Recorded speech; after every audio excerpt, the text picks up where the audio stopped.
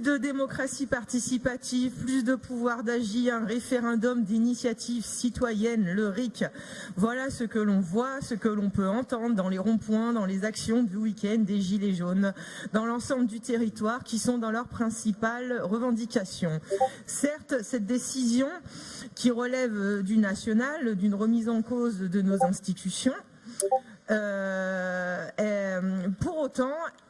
pour autant, comme le propose cet amendement, la région peut et doit agir dans ce sens-là.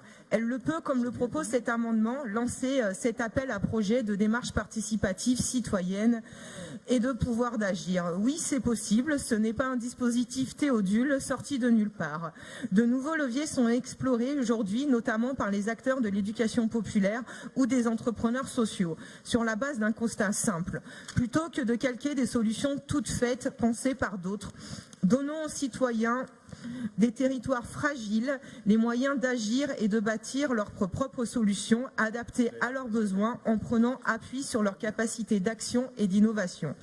Les exemples de projets portés par des collectifs d'habitants ou de communautés ne manquent pas pour témoigner de la vigueur et de l'utilité de telles démarches.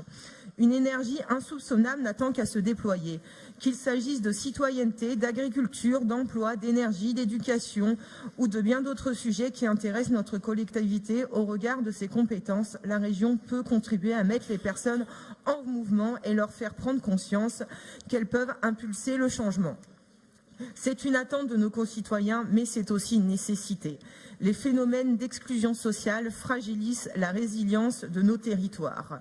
En tant qu'écosystème humain, et le délitement du tissu social produit une pression croissante sur les ressources. Les catastrophes climatiques, économiques et sociales sont liées, car les premières victimes sont toujours les plus précaires et les personnes en situation de grande fragilité, parce qu'ils sont les plus vulnérables, parce qu'il leur est plus difficile de se remettre d'un choc. Cet appel à projet est aussi une voie pour remettre du lien, faire agir ensemble les citoyens dans un cadre collectif, faire société et remettre de l'humanité. Je vous remercie.